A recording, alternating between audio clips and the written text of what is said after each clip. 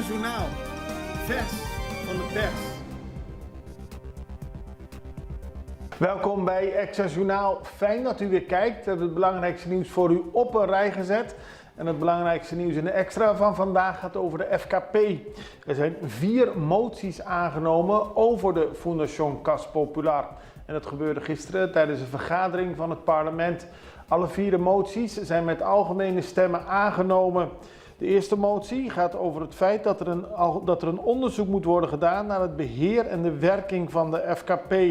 Bij de tweede motie dringt het parlement erop aan dat de regering gaat kijken naar de subsidies aan FKP en dat er beter wordt gehouden aan de afspraken.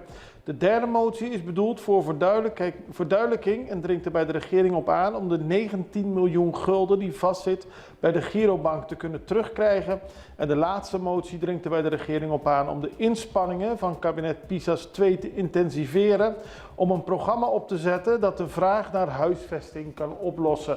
Allemaal zaken die dus door het hele parlement worden ondersteund om te zorgen dat de FKP beter gaat functioneren. Dan een record aantal toeristen op Curaçao. Dat werd gisteren bekendgemaakt door het Curaçaose Toerismebureau. Het gaat goed met het toerisme en in de eerste 10 maanden van dit jaar waren er meer dan 466.000 bezoekers geteld. En dat betekent dat er dit jaar meer dan 500.000 mensen naar Curaçao zullen komen. Dat is voor het eerst dat Curaçao in de geschiedenis zoveel toeristen zal verwelkomen. En het gaat dus om een stijgende markt. Als je bijvoorbeeld kijkt naar het aantal toeristen dat in de eerste 10 maanden van vorig jaar is gekomen op Curaçao en vergelijking met dat van dit jaar, is er sprake van een stijging van 17% en dat is heel veel. Today teleurgesteld in Flow. De leider van de fractie van de MFK, de grootste fractie in het parlement van Curaçao, Americo Today, vindt het onacceptabel dat er afgelopen zondag urenlang geen internet werd doorgegeven aan alle verbruikers van Flow en dat er geen info werd doorgegeven en ook Flow nauwelijks bereikbaar was. Hij wil meer aandacht hiervoor van minister Cooper en vraagt daarom namens het parlement om te zorgen dat als dit in de toekomst weer voorkomt, dat laten we hopen van niet, er meer en sneller duidelijkheid komt aan de gebruikers van internet van Flow. Zaak kindermisbruik uitgesteld. Het is een hele treurige zaak. De Extra schrijft er vandaag over. Een 42-jarige Venezolaanse man heeft gisteren toegegeven dat hij in een periode van 1 juli 2022 tot 1 februari 2023 meerdere keren seks had met een 11-jarig meisje. Hij gaf haar cadeautjes, chips en limonade. Er kan nog geen verdere behandeling van de zaak plaatsvinden, omdat er nog eerst onderzoek moet worden gedaan door het Nederlands Forensisch Instituut. En ook moeten alle WhatsApp-berichten tussen de twee nog worden gelezen. 15 december gaat de zaak verder. Kuswin Koeiman overleden. Hij was een van de bekende taxichauffeurs hier op Curaçao. Stond vaak en graag ook de media te woord. En hij is gisteren in elkaar gezakt in Punda en daarna in het ziekenhuis overleden. Volgens de Extra kwam dat omdat hij zich druk maakte over het feit dat de taxistandplaats in Punda zomaar was gesloten voor een internationale mediabedrijf en dat de taxichauffeurs daarvan niet op de hoogte waren gesteld. Hij kwam zoals gezegd altijd op voor de belangen van de taxichauffeurs en is gisteren helaas overleden. Wegen worden opgeknapt. Er wordt hard gewerkt aan de verbetering van de wegen op Curaçao. Gisteren gebeurde dat bij de rotonde van Wiri op weg naar Westpunt.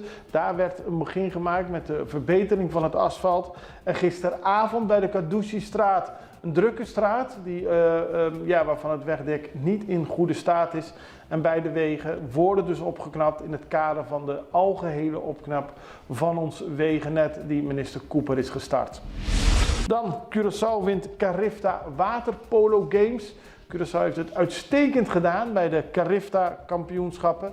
Want de U16 waterpolo'ers wonnen daar de gouden medaille. Gisteren kwamen ze aan op luchthaven Hato en ze werden door fans, familie, vrienden, bekenden en alle sportliefhebbers van Curaçao hartelijk verwelkomd. Dan gaan we nu even over naar de reclame en zijn we zo terug bij u met meer nieuws.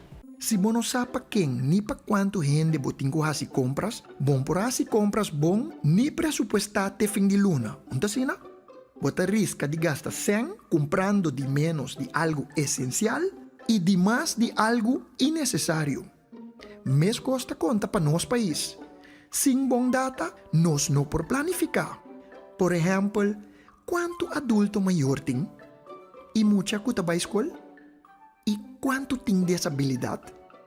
PCI CBS está organizar Censo 23 para tur instância com mister de boa informação por hanhas aqui. Família cooperar, saco Censo 23 tapa hanha vista total, correto e anônimo. É família aqui tá cooperar. Abo também? Pa nossa com nos tá. Dan gaan we naar de zaak rond Vernon Romley. Die is veroordeeld voor een moord in 2014 tot 15 jaar gevangenisstraf. Volgens de rechtbank is overtuigend bewezen dat hij een moord op een Chinese winkeleigenaar heeft gepleegd. Nu heeft het echtpaar Knoops, het advocaten-echtpaar in Nederland, een zaak aangespannen om ervoor te zorgen dat de zaak wordt heropend. Zij zijn overtuigd van de onschuld van Romley. Nick Felix maakte in Nederland een documentaire serie over de zaak. En hij is nu naar Curaçao gekomen om te horen wat het gemeenschappelijk hof van justitie zal bepalen. Vanmiddag wordt gekeken of de zaak wordt heropend. Het hof beoordeelt dan of het nieuw aangedragen bewijs voldoende reden daarvoor geeft. We spraken met Nick Felix en we vroegen hem of hij overtuigd is van de onschuld van Romley. Nou, in die zin zijn er een aantal experts die gekeken hebben naar de zaak. En er zijn toch wel een aantal nieuwe inzichten gekomen die deze experts eigenlijk hebben vastgesteld. Die vind ik toch wel heel sterk. En dat zit er met name eigenlijk in de beelden die van die overval gemaakt zijn. Dat zijn bewakingscamerabeelden gemaakt. En daar zien we heel kort iemand lopen, de schutter, met een muts op. En eigenlijk is dat een klein mutsje. En Vernon Romley had in de tijd echt een grote bos rastahaar, heeft hij nog steeds. Dat zou nooit onder het mutsje passen. En dat is ook echt vastgesteld door een forensisch instituut. Dat vind ik eigenlijk wel een heel sterk nieuw inzicht eigenlijk over die zaak. Felix, zelfs een man van begin 30, voelt zich betrokken bij de zaak. En het ziet er naar uit dat er nu een man vastzit op Curaçao, een belangrijk deel van zijn leven. Hij werd vastgezet toen hij 19 was en dat is nu 8 jaar geleden. En dat maakt het dat de regisseur zich zo betrokken voelt bij de zaak. Jij hebt hem voor jouw documentaire serie ook daadwerkelijk gesproken. Is dit echt een zaak waarbij jij heel erg persoonlijk betrokken bent? Ja, zeker. Ja. En ik ben er inmiddels al bijna 2 jaar mee bezig. Met eigenlijk de voorbereidingen en het dossier verdiepen. De verschillende experts interviewen. Meerdere keren naar Curaçao gekomen.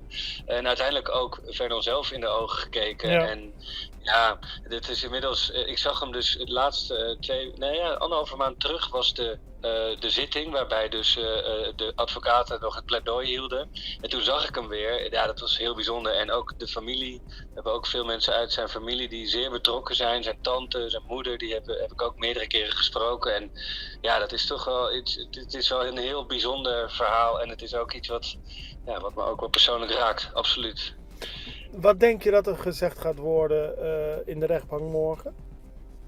Ja, ik ben de afgelopen 2 weken heb ik mezelf deze vraag elke dag meerdere keren gesteld. En ik durf het echt niet te zeggen. Want en het is echt aan de rechters. En er zijn eigenlijk 3 smaken, om het zo maar te noemen. Dus ze kunnen alle stukken die ingediend zijn door de advocaten en de experts, kunnen ze van tafel vegen. Ze kunnen zeggen, we herzien de zaak. Dus we heropenen de zaak waarbij alles opnieuw onderzocht moet worden. Maar er is ook nog een middenvariant. En dat is waarbij de rechters stellen dat er nog extra onderzoek gedaan moet worden voordat de zaak mogelijk herzien kan worden. Ja, en ik durf het echt niet te zeggen.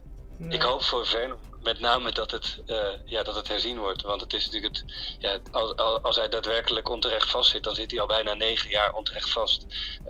En zo'n jonge jongen die dan al zo lang onterecht in de gevangenis zit, ja, dat is onverteerbaar natuurlijk. We houden de zaak voor u in de gaten en zullen morgen tijdens Access Journaal verslag doen van de behandeling van de zaak Romley. En dan weten we ook of de zaak heropend zal worden. En verder nog meer nieuws wat er allemaal zich ter zake zal dienen. Wij zien u morgen weer. Wij hopen dat u dan weer kijkt. Wij zijn er in ieder geval. Het allerbeste. Tot ziens. Dag.